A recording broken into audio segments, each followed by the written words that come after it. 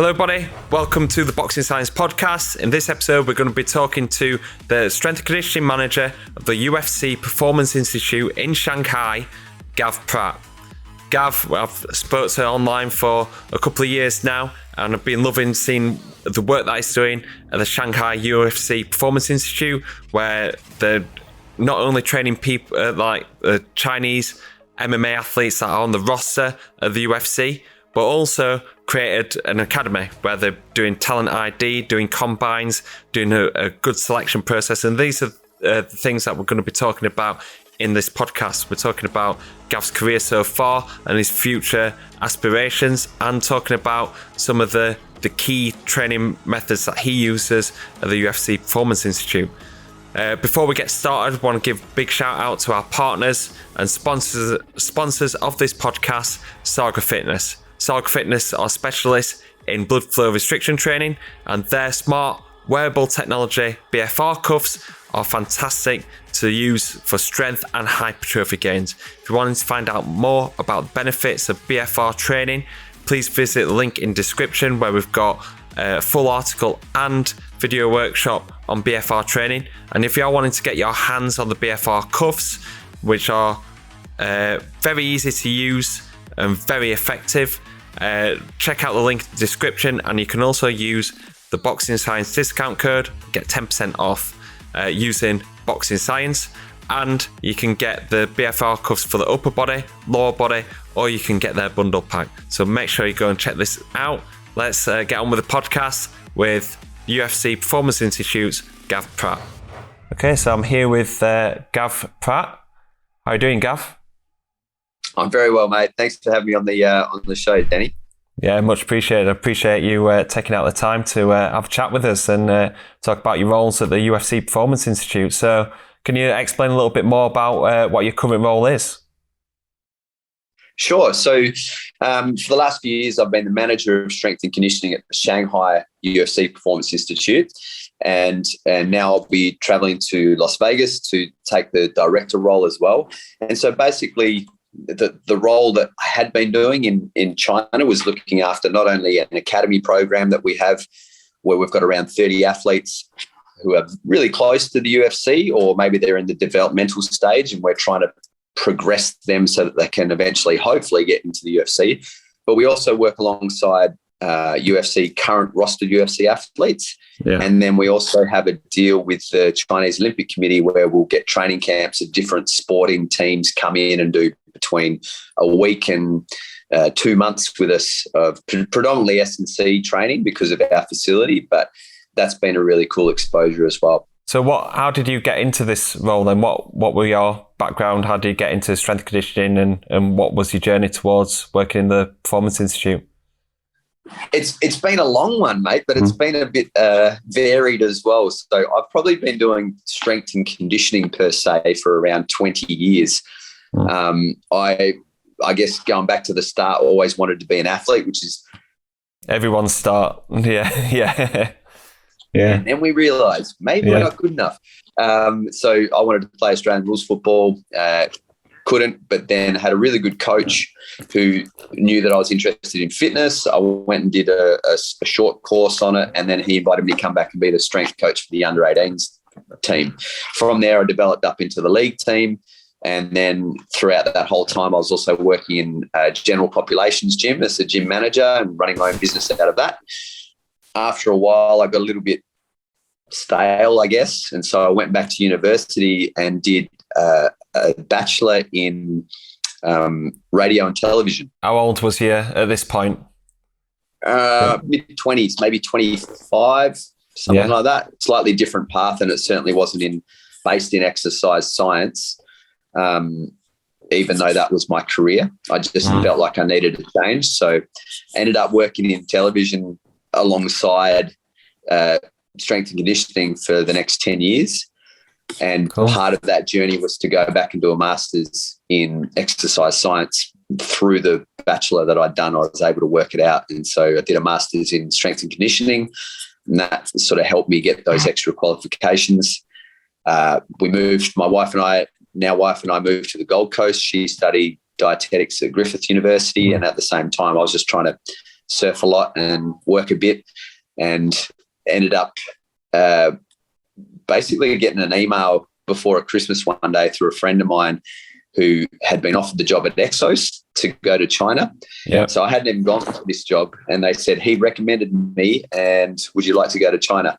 So we were like, hell yeah, let's do it. So that was 2015, we went to China, and I worked with the Shanghai Olympic-based team. So their team where they did a lot of Olympic sports for the national games, did that for about 18 months, 2 years.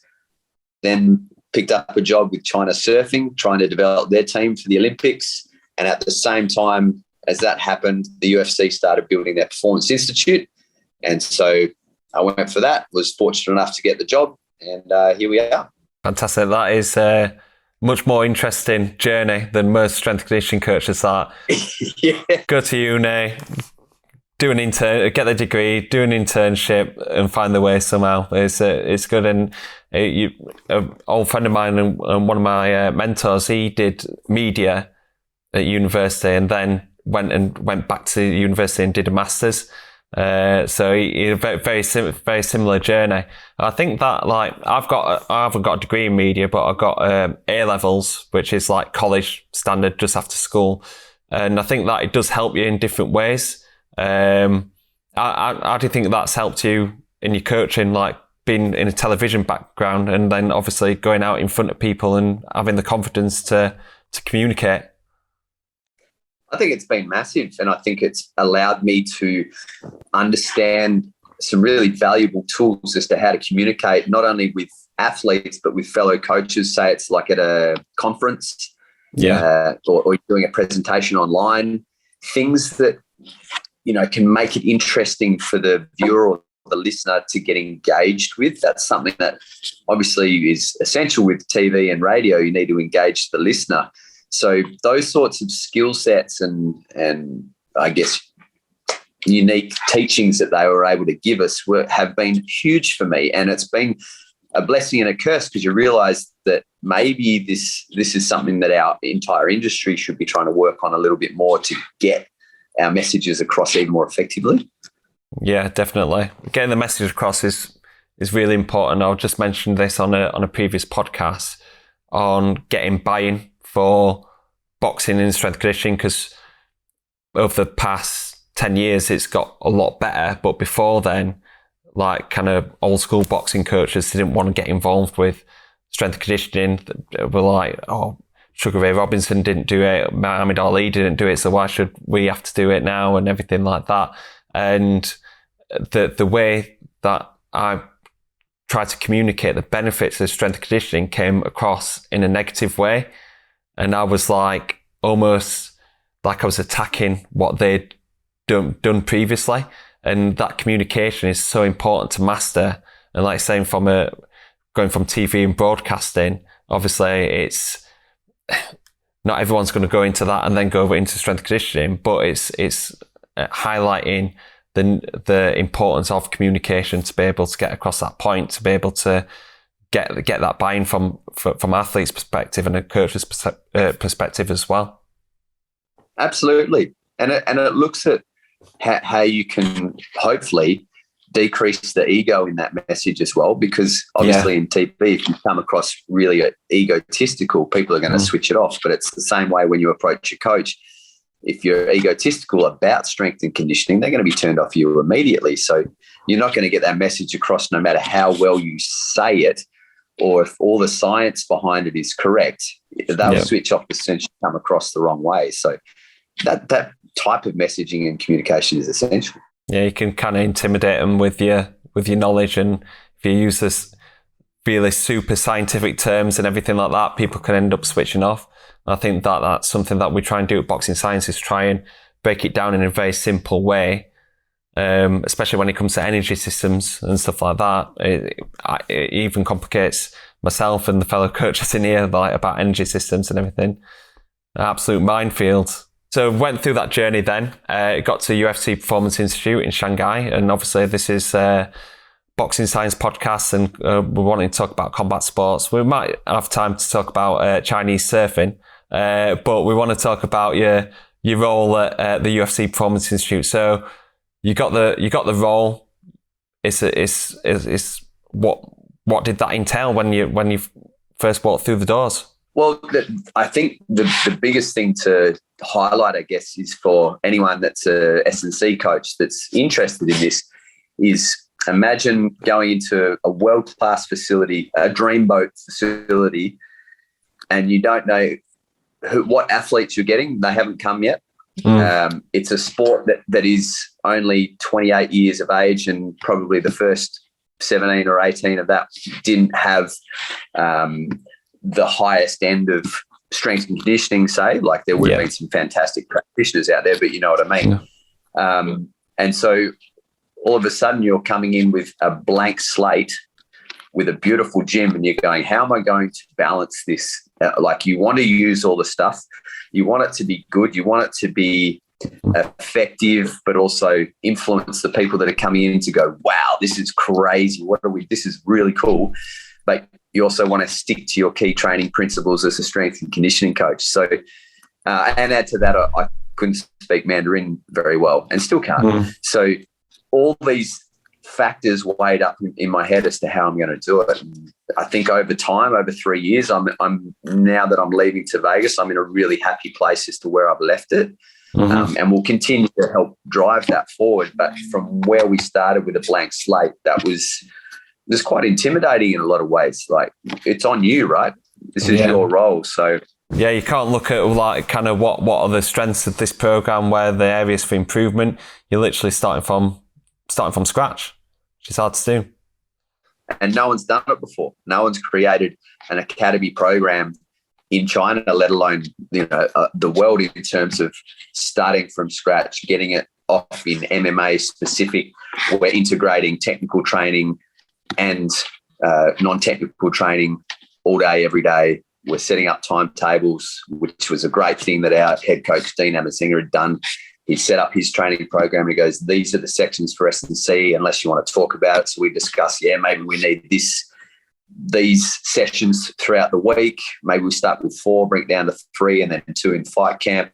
Let's have a think about this thing. But everything just evolved over time because we all got along so well, and it was a really high level of team integration there. And without that, there'd be no way that the S&C would look like it did, because there was such great from every other department, and we worked together. So I think that was such a really key part of it. We might have put our plans down initially for S&C, but we relied on the other input of the different departments. So what are the key goals of the Performance Institute in Shanghai? I'd see that it is quite different to the Performance Institute in Vegas, even though you've got the same principles of training. It seemed like UFC Performance Institute in Vegas was set up to support the current roster. And I think that the one in Shanghai is to build something new and build that academy. What were the goals going into it? Yeah, that's definitely a big difference. I mean, we had these athletes living just around the corner and they were on our time schedule. So, it was a great opportunity for us to not only influence their training on the daily, but also get some really cool data from it, which is part of our role there as well. Pardon me. So I think some of our key goals obviously is to get a certain number of these athletes into the UFC. So we need to get them up to a technical level where they've got the ability to compete and compete well. But from S&C perspective, we need to make sure that all those skill sets have a good physiological underpinning from what we give them, so they're able to continue to repeat those technical skills over the course of a fight. So together, we're all trying to work out the best ways potentially that we can help them achieve that. And, whether the COVID's obviously affected that a lot in terms of people can't come in. They've got a lot of local fight competitions in China, and they would always get athletes to come in and fight, whether it's from Russia, Australia, New Zealand, would come in. But obviously that's now limited, so it's all within China. Yeah. So they hadn't got that exposure to the international competition like they used to. But we've still been really fortunate and successful in getting a number of athletes to make their debut in the UFC. And a lot of them have gone really, really well. So it's exciting. It's only sort of starting to take off in a big way in China. But obviously with Zhang Wei Li having won the world title. That was a great promotion for MMA in China as well. Yeah, you kind of need that star to come through, as the UFC have seen with Ronda Rousey, with the female side, and obviously Conor McGregor taking it up a notch in terms of like worldwide exposure and everything. And I suppose with Chinese MMA, you're wanting somebody to kind of be the focus point. Do the athletes, are they mixed martial artists, or do they come in from different kinds of martial arts? Yes, so they're all martial artists. Okay. Basically, their background might differ. So a lot of the time it will depend on which province they've come from. Sometimes they might be wrestling dominant. Sometimes they might be striking dominant. But ultimately, they've been professional fighters in China for at least 12 months to a number of years. And how old are they? Like about 20? Is it a youth academy, or is it just? I would say our range would be between 18 and 28. All right, cool, good stuff. And they come in, and how do they get selected into the thing? I've seen a lot about this combine, and something that I want to kind of talk to you about, because I'm really interested in this. Do they come through on that combine and then selected from there? Yeah. A beautiful segue, mate. Yeah. Combine will run twice a year, and they'll be invited. So they obviously have to perform well on the local circuit to get an invitation. And then the combine is basically split up into two components, which is your technical training and your non-technical testing. Mm-hmm. And so from that, they're going to compile a score across the battery of tests on both the technical and non-technical side. And then we'll have a leaderboard. And generally speaking, the top 20 are looking pretty good at getting a spot in the academy. What really it comes down to is if there's maybe 5 athletes that touch and go, like, we don't know who to select here, then we might go to the non-technical testing and sort of look through it, like who has the potential to develop the most there, or who's already ready to go. Same thing with the technical skill sets. Did they perform well in the areas that the coach wanted them to perform well in? And that might be the differentiating factor as to whether they get into the academy or not. From there, they're then offered a contract, and it's put into tiers, a tier system, A, B, and C. Mm-hmm. And so the A tier would be considered like, you guys are pretty close to getting in the UFC. You're a fairly exceptional fighter, and we probably just need to do a few little things and you're ready to rock and roll, and hopefully we can match you up in the UFC and get you a contract. Bs are a little bit further off, but still super talented fighters. And then the Cs we might look at as a really developmental process. So maybe they're going to be in the academy 2 or 3 years before we even think that they might have a chance, depending on how they develop. So that's also, then they're paid. They're also paid bonuses, and then we try and help match up their fights so that it helps their career. And this has been another thing with China being locked down, is that, we've got a lot of the best fighters in China as part of our academy, and then it comes to competition time and they're in the same weight class. Someone's got to take an L, and then the UFC probably won't look at those fighters until they're on at least a 3-fight win streak. With this combine, you're saying about it creates a score. Is that do you have a total score where it's technical and physical, or do you look at like a total physical score? And how is that score created? Obviously, like the performance across the test, but is it using Z scores and the cumulative of them Z scores? Yeah, so that's worked out by both Roman and Felix Falkenberg, our sports scientists, and basically it's based on an algorithm where it's weighted towards particular tests. So say obviously the grappling test would weigh heavier than an alactic bike test. Okay. If you get your points in that, you've done really well in the grappling, you're going to get a higher score than you would if you did really well in your alactic bike test or something along those lines. So it's all weighted out to influence more on the things that we would prefer there to be a focus on. And then, they'll get a total score from that. So not only is there a total score, but there's also like a top ratings for every test as well that's also highlighted. And so people can see where the strengths and weaknesses are. And that also gives us an opportunity, like I was saying before, when we first started, we started with a combine. So the combine went Thursday, Friday, Saturday. The academy was announced on a Sunday, and then we started training on the Monday. So we had effectively an afternoon to work out who these athletes were.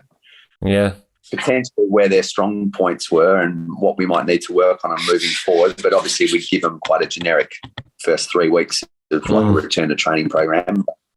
You know, we had a little bit of time before we could sort of go, right, this is how we're going to bucket you guys or put you into your appropriate S&C groups and your technical training groups as well. Talk about it a little bit later in the podcast, but we're doing something called the Youth Athlete Initiative, which is basically boxing science giving back to amateur boxing because there isn't like a strength and conditioning system for youth athletes.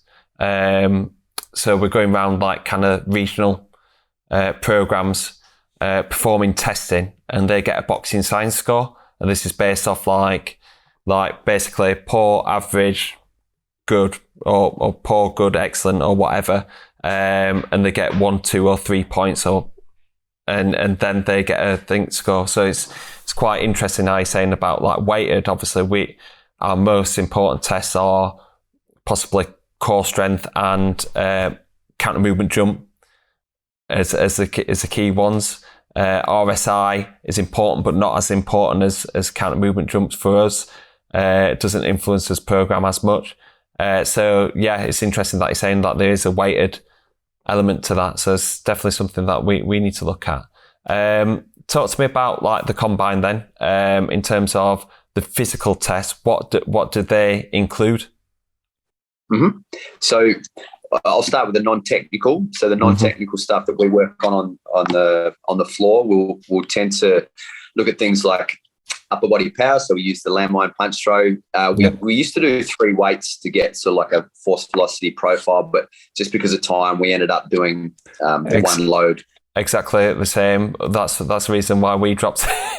we do because it's quite accurate. Doing load velocity profile, we get some quite high R² values from it. So we've just decided to just go with the 2. So we go with 20 kilo Olympic barbell and the 10 kilo. So that's the one bang in the middle. But we used to do 5 incremental loads up to 40 kilos, which, as you can imagine, took a long time, especially when you're doing both sides as well. I mean, we've always done the 3 loads, but we ended up just doing lightest and heaviest to try and get that, estimated linear sort of look at it. And then now we just base it on their weight classes. So depending on, usually it's like flyweight through to lightweight, I think, is 20 kilos. And then from lightweight to light heavyweight or middleweight, it might be 25 kilos based on and that's because we both have male and females as well. So we sort of make sure that it's all relative. And that's the bigger thing about a lot of the tests we do. But so we've got that for your upper body power. We'll do a inverted row for upper body strength endurance, just reps. We tend to go a supinated grip because we found that because fighters are so kyphotic a lot of the time, whenever they go for the pronated grip on the inverted row, they can't actually just touch, and it's not through lack of strength, it's just because they don't have the movement capacity to do it. Yeah. So as soon as we changed it to supinated, they were able to touch the chest, get a full rep out, and that made it a bit more of an effective test. We would say that anywhere from 25 plus on that one would be a good score. Do they do that? Do they do that on a barbell? What kind of degree angle do you think? So we usually have a box there. So we want the body to be at 180 degree angle. Okay. Feet up on the box, malleolus sort of the ankle on the edge of the box. Okay. And then we get them to hang straight with their arms, dead hang, and that should create that 180 degrees. Yeah. So we'll adjust the bar until that's ready. And then we'll just record the bar height and then go from there. Right, I'm going to give that one a go. See whether I can hit 25. Yeah. Give us the data, and then we can see what we'll just. What I need to work on. So we do that. We do our lower body. At the moment, it's a counter movement jump, just purely because it's obviously lower body power, but it's also quite easy to get through big numbers as well. Yeah. We are thinking going towards our loaded jump squats, because that's what we do in our academy on a sort of 3-week cycle with our testing and deloading to get our force velocity profiles, because we usually program off that, but that's another conversation. Yeah. So at the moment, it's counter movement jump. And then we also do all the energy system testing as well. So because we might have, say, up to 40 testing at the combine, it's too hard to do a VO2 max test. So we wait until they get into the academy before we give them a VO2 max test. But for the academy, just for visuals as well, we'll give them a 3-minute glycolytic power test on the watt bike. And then we have been using an alactic 10-second arm crank for alactic upper body power. Yeah. We're probably going to change a lot of these to air dynes, because Roman Foman from the Vegas Institute has created tests for the assault bike for VO2, glycolytic, and alactic. Oh, fantastic. Yeah, they're pretty killer. So we're going to potentially try them out at this combine, but we haven't been doing that. Yeah, it's important to create tests like for like air bike, because obviously the air bike's not been around for too long. My mum calls it the penny farthing machine. Looks like a big penny farthing. But yeah, she was just like going, "What's that penny farthing machine?" But yeah, the air bike, it hasn't been around for too long. So obviously in the sports science research, there's not many like kind of tests for that. But I think we're using it a lot more here, because when we were at the university, we didn't have access to it.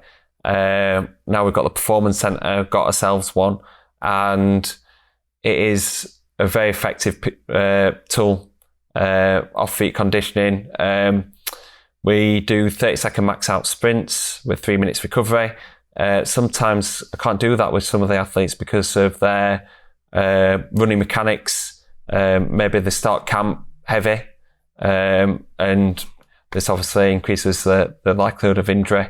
So we still do the 30-second max-out sprints on the curve, the non-motorized treadmill, but definitely using the air bike, the Assault Fitness air bike, a lot more now. So yeah, I think it's a great thing that you're looking at doing some testing using that piece of kit.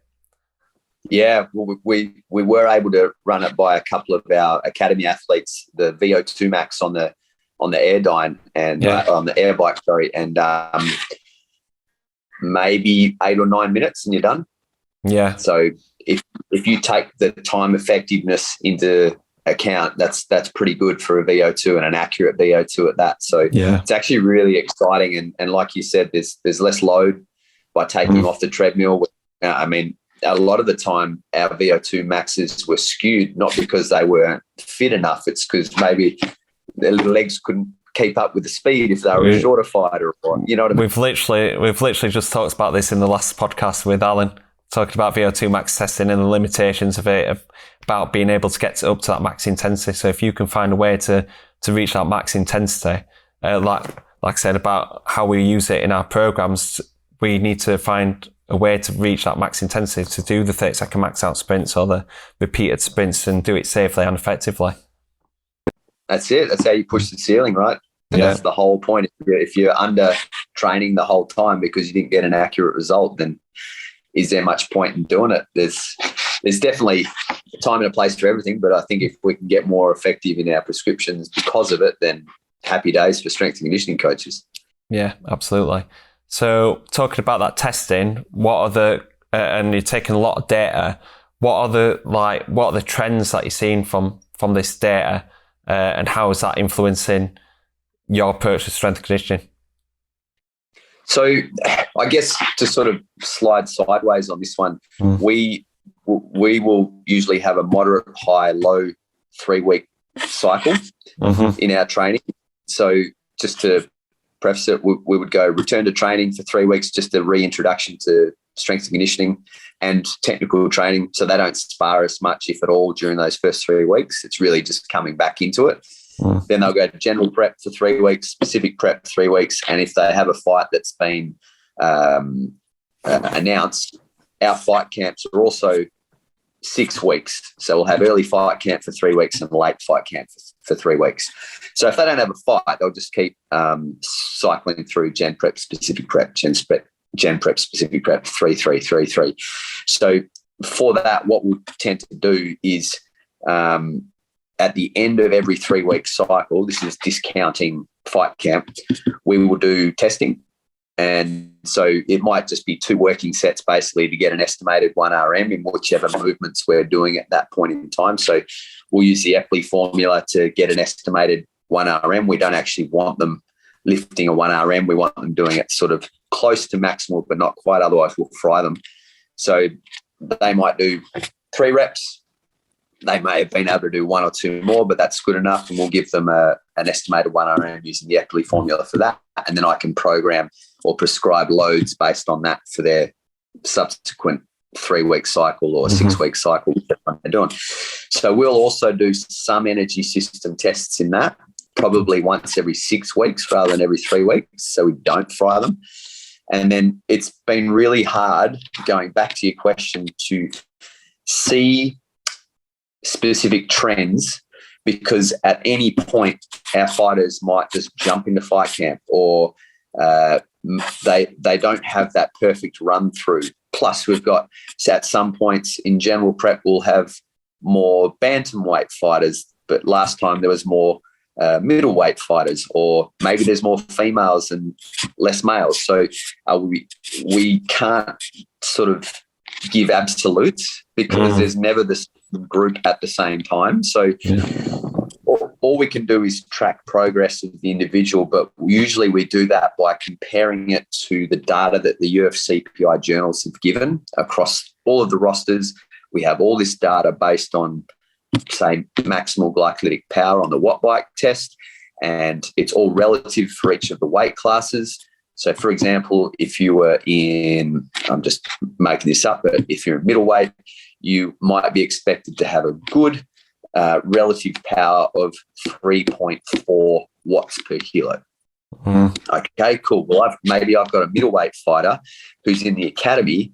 I'm like, mate, for you to get to the UFC, we want you at world class. We don't want you at good. We want you at world class. Because, maybe you will lose the fight technically, but you're not going to lose it because you're not strong or fit enough.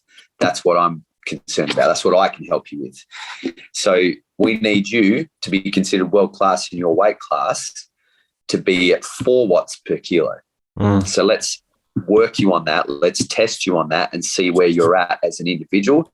And if you fall short of whatever that energy system requirement is, that's going to be your focus moving towards fight camp. So that's how we've sort of done it, is we give you very as individualized as possible programs, given there's 30 athletes, and we use buckets to do that. And then as they get closer to fight camp, we will try and tailor their energy system development more to improve on the things that aren't at the world-class level that we'd like to see them at. And so that's probably more how we look at it rather than the trends, just because the trends are just too funky. Yeah, you've got to work towards each individual, their goals, what their strengths are, and what they need to work on in terms of their areas for improvement. There is a difference, I feel personally anyway, having the academy athletes versus having the full-time rostered athletes in terms of what we target. So in the academy program, I would suggest that they're not in the UFC because they have things to develop. So as a strength and conditioning coach, I want to make sure that by the time they get to the UFC, those things are developed. And so the way that we would structure our strength and conditioning is we would bucket it based on the force velocity profile, plus some other things, but that's the basic way that we do it.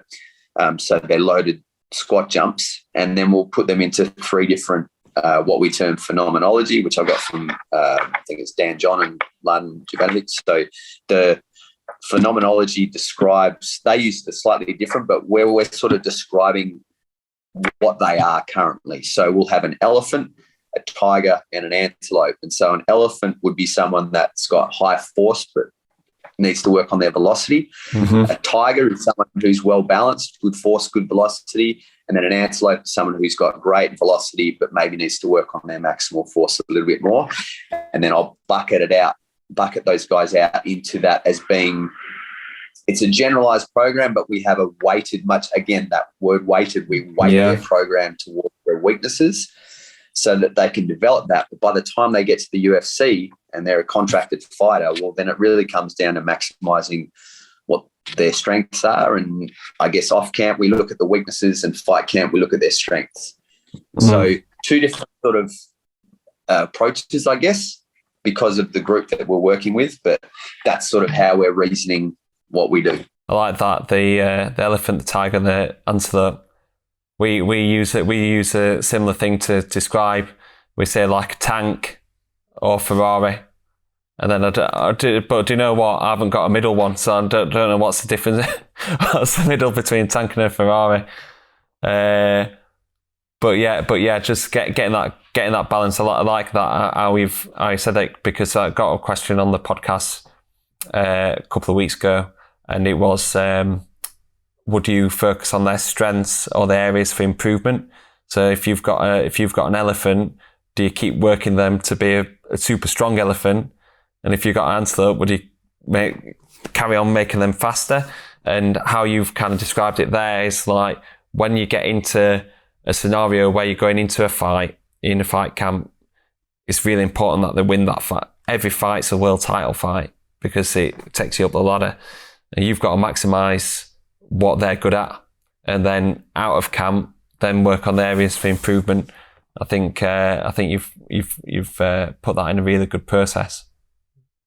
Yeah, thanks, mate. And I mean, the other thing is psychological, right? We were talking about this before we started, but if you work with someone on their weaknesses during fight camp, they're going to feel crap because they're like, man, I can't do this. Like, so if you start focusing on their strengths after they've felt like, man, this is a struggle the whole time, and then you go to their strength during fight camp, they're feeling $1 million. So that psychological component is huge, especially in the fight game, but most sports as well. So we've got very clear model. We've got some clear like kind of training objectives, but boxing and MMA, chaotic sport, lots of different challenges, and you're doing it in a country that you just said about that you didn't speak Mandarin that well.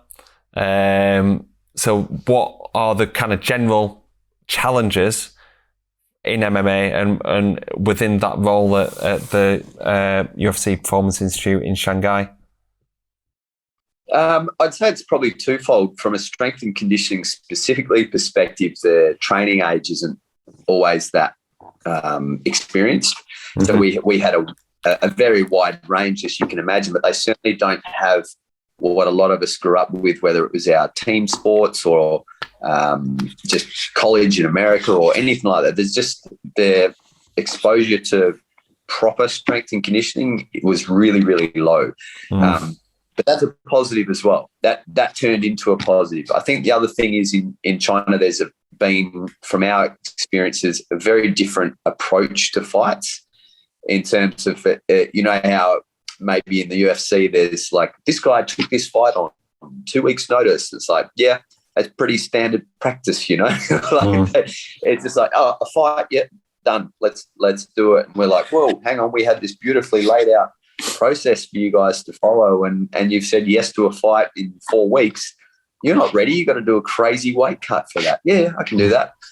All right, well, let's see what we can do. So sometimes it's sort of been focused on the money. Like, that's their job, and they need to, a lot of them are sort of paying for family medical expenses or supporting their family back home. So we can't hold them off fights for too long, or they can't support their family. So it becomes more important than just fighting for a career in a sense of making the UFC. It's actually fighting for a career because they're supporting their family, and that's the main purpose. So we'll often get those sort of lateral fights thrown at us, and that's been a fairly big challenge because there's a very different culture around it. Yeah.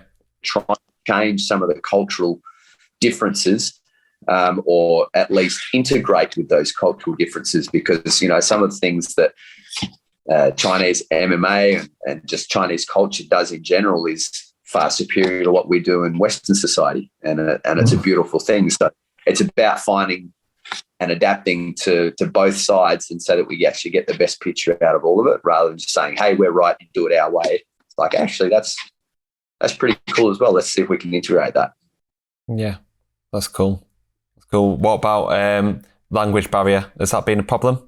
Yeah, so I mean, the language barrier is a really good and it's a difficult thing, but what it did teach me was how much we talk as coaches and how much we don't need to talk as coaches. So it was really about finding out the cues that meant something to the athlete and learning that in Mandarin and then using that as my coaching cue. I found that to be really, really helpful. It also obviously created a massive amount of buy-in because in China, if you even say a couple of words, they think your Chinese is amazing. They're so kind like that when you know it's terrible. But they really just appreciated you trying to learn the language. So finding out the important words, learning them, created buy-in, but then you've got to also find out other ways to connect with your athletes, and that's where the people skills come in. It could be giving your athlete a high five, fist bump, a big hug, or just a smile on your face to show that energy and that care that you have for them. You don't have to speak the language all the time. Where it was an issue was getting into the real details of how they were feeling. You know, you could ask, you know, how's your body feeling? And they would say, yeah, good, coach, or whatever it is in Chinese. But further than that, you know, you really had to learn the language to get into the details. And so that was frustrating for me because you end up working so much that the Chinese lessons kind of fall by the wayside, but you actually really need that for your job as well. So it was a tough balancing act to keep learning, but also you just got to work. And at the end of the day, that's probably the priority, right? So it's definitely was the key. Coming back to Australia, I realised how much coaches talk when they probably don't need to. Yeah, you know what? We've had an athlete in here who's from Kazakhstan, so his language is Russian. He couldn't hardly speak any English, if not any, and it was quite refreshing that you didn't have to fill the silences between sets, and how we was kind of like communicating about his like technique and everything just made it really, really simple, and it was really effective as well. So I actually really enjoyed obviously sometimes like you say about the detail stuff, like talking about recovery, talking about like kind of managing his training and everything like that become a bit of a problem. So like that's just one athlete. So I take my hat off to you, having to manage over 30 athletes in that way. But yeah, try and find different ways to communicate and again refining your coaching was quite refreshing. That's fantastic. Going on to some of your strength and conditioning, so saying about like the testing data, saying about how you work towards that individual, but most coaches have a set of exercises or kind of training methods that they kind of tend to steer towards. What are your key training methods? If you could like kind of pick out a handful of exercises, like maybe 5 or something. Yeah, that's a tough one because I'll always sort of go back to the systems and how those methods fit into that. You know, what am I trying to get out of the training? What's the philosophy and the physiology that I'm trying to get out of my training? And then what's the best exercise to suit that? So it's certainly less exercise specific and more systematic approaches about what I can do to get the most adaptation and so what suits the best. For example, if I'm looking at lower body pulling strength, is a sumo deadlift, a trap bar deadlift, or a conventional deadlift the best exercise? Yeah, they're all pretty good, right? So, okay, well, what is it for that athlete? Yeah. That person has had a little bit of lumbar issues in the past, so maybe a trap bar deadlift is a better option, still a deadlift option. So that's probably more how I look at it. And even particularly with, say, I'll be going, I just need upper body pushing power today. Today's a power day. We need upper body pushing. I'd like them to go overhead. Is there an athlete that can't do that? What's an alternative for that athlete? If they can go overhead, how am I progressing it through all those phases that I mentioned before? When I start at return to training, what's that then going to look like by the time they get to late fight camp, and what are their exercise progressions along those 3 cycles? And that's how I look at it. So for 3 weeks, they might do a seated dumbbell Z press because they're always kyphotic. I want to get them in good movement capacity, good posture, still getting that overhead press, hypertrophy, because it's about the only time we can sort of look at increasing muscle mass, because we've got to mitigate that a lot of the time with a weight class sport.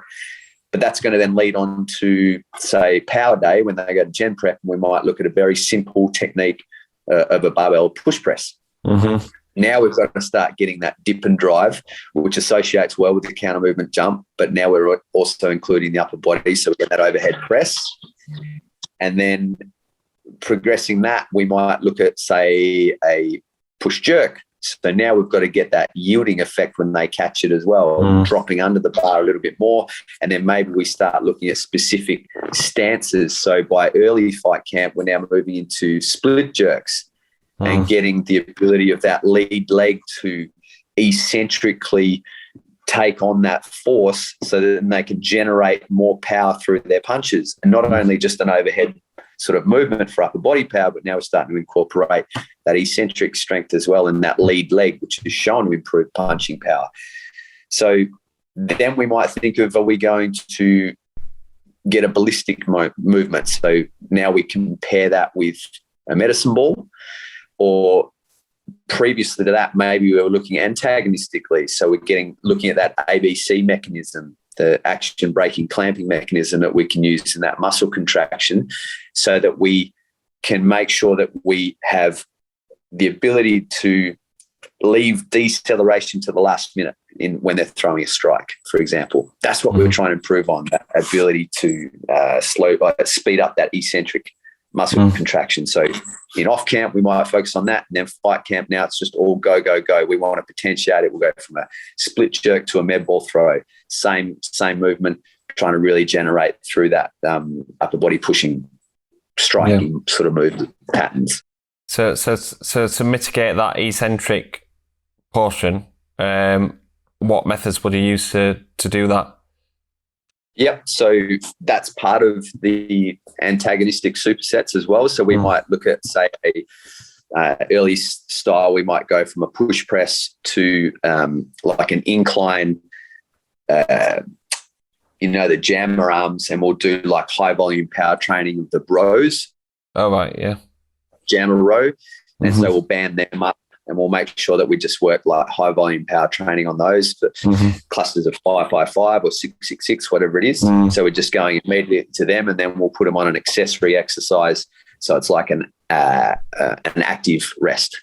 So maybe it's neck or a remedial drill or something like that. So that's one of the ways that we do it. We also, with our jumping, we'll sort of look at eccentric overspeed stuff. So just the classic holding on to the bands up on your toes, making it pull you down, and then releasing the bands so that you jump up concentrically with speed. Yeah. Making you speed up on the eccentric. We'll also do like little oscillations with those as well before having the release. We do quite a bit of oscillation-based work, whether it's with core-based training, so band chops for clusters, oscillation clusters, or things like that. Even if it's high volume training, high volume power training, trap bars and bands, dun, dun, dun, dun, dun, have a rest, same again. That on off switch basically is what we're sort of looking for over time. Cool. Yeah. But we need the capacity first, right? So. And what does fight week look like? Do you totally back off, or do you do some sort of tapers with them?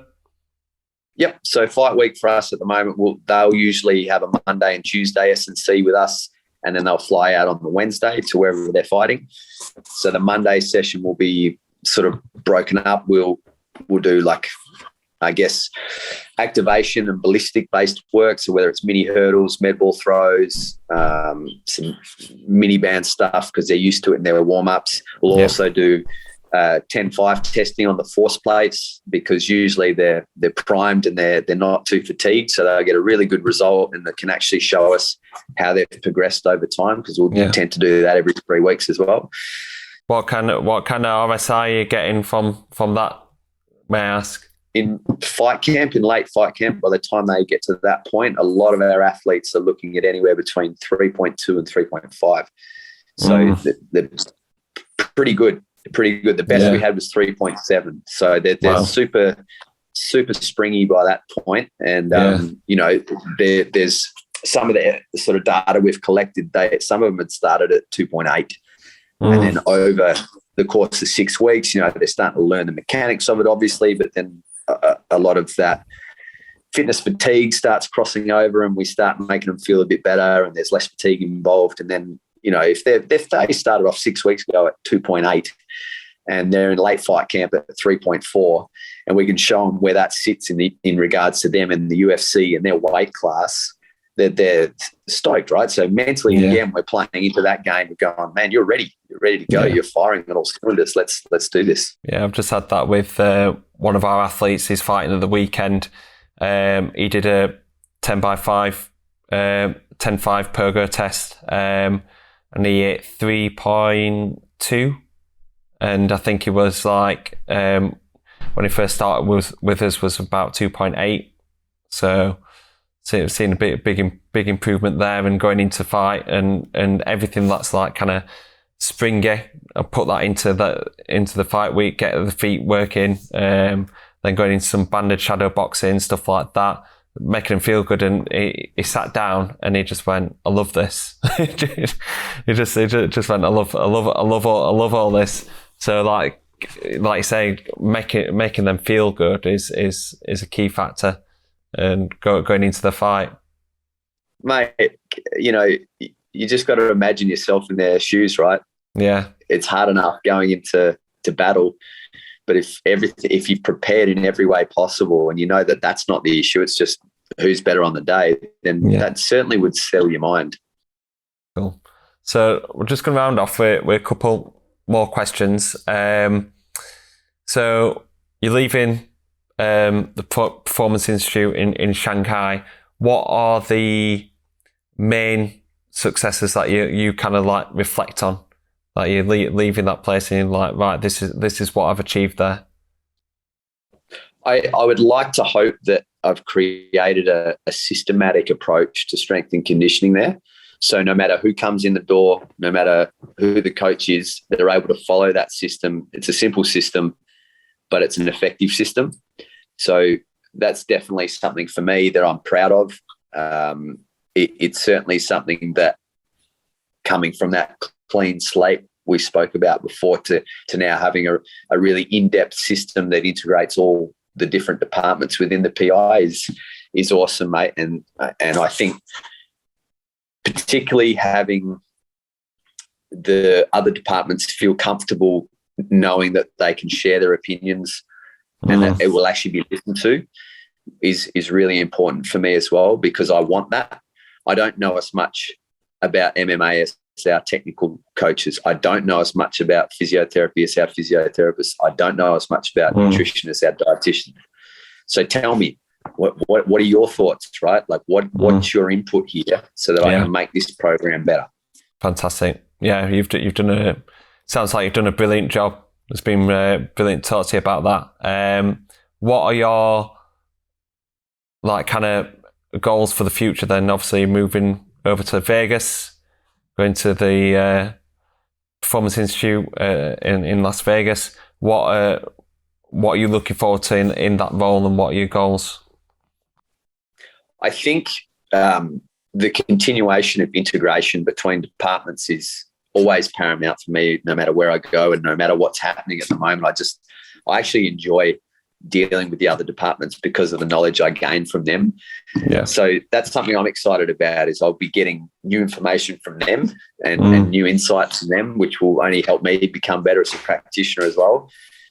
Currently, the team in Shanghai, particularly with the physiotherapy side of things, Tim Roberts and I are getting some really good information neck work. So we're developing we've developed like a neck test, which then can be utilized in strength and conditioning prescriptions. And that is super exciting because we're starting to use the physiotherapy testing as part of our buckets within remedial-based prescriptions in strength and conditioning, and we're doing that for big groups. And so I'm really looking forward to that continuing in Shanghai, and then also getting influenced by Heather Linden and her team in Vegas about their thoughts on how it is, because it's obviously a very different setup over there. They might have a more transient population where people come in for just 2 weeks fight camp and that's it. So you can't really affect that as much as you could in Shanghai, but there are certainly athletes who live there full time, and maybe that's how we go about it. I don't know. I'm looking forward to their input for sure, because the team over there are awesome. They're full of brain power, and obviously most people that listen to you guys know Duncan French as well. So he's a big influence on me, and I look forward to picking his brain and seeing what we can come up with. Yeah, fantastic. I'm excited for you. It sounds like an amazing role. Like I said, you've got to be proud of yourself of what you've achieved in Shanghai, and take that into this new role. But Gav, it's been an absolute pleasure speaking to you. We could have had this for 3 hours, I think, if we just had a two-way conversation about strength and conditioning. I'm sorry that I interrupted at some points and gave me 2 pence. But yeah, it's been great. Do it off a podcast. Yeah, absolutely. Yeah, see how you get on first 6 months to a year. UFC Performance Institute in Vegas, and we'll have a catch up and see what you might have changed all your coaching philosophies within that time, made 180-degree turns. But yeah, Gav, I really appreciate you taking time on the Boxing Science podcast, and all the best in the future. And you too, Danny. Thank you very much, mate. I love what you guys are doing out there. It's really exciting to watch, and a great influence on the combat sports world as well, mate. So well done to you guys as well. Cheers, Gav. Much appreciated. Okay, so that brings us to the end of this episode of the Boxing Science podcast. I want to give a massive thank you to Gav Pratt for spending his time and sharing his knowledge, his expertise, and his experience in strength and conditioning, and in particular around his role at the UFC Performance Institute in Shanghai. He's got to be super proud of what he's achieved so far, building something from scratch and leaving something that's going to have a massive impact on MMA in China. And I'm very excited to see what he achieves at the UFC Performance Institute in Las Vegas. I'm very keen to see how he gets on. Big thank you to all you guys watching and listening. If you're on the YouTube channel, please hit the like and subscribe button and leave a comment below. Let us know how you find the podcast. And also, if you're on Apple or Spotify or whatever you listen to your podcast to, please hit the subscribe button and give us a rating and give us some feedback, because this helps elevate the growth of the Boxing Science podcast, allows us to do more of these kind of episodes and attract fantastic coaches like Gav. Before I go, big thank you to our partners and sponsors of the podcast, Saga Fitness.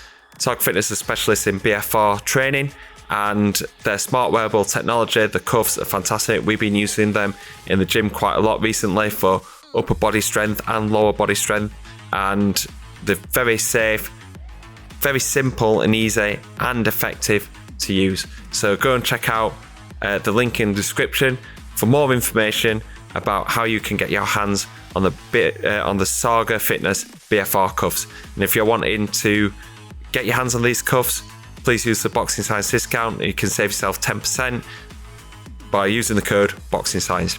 Okay, guys, thank you very much for watching or listening to the podcast. I hopefully see you on the next episode.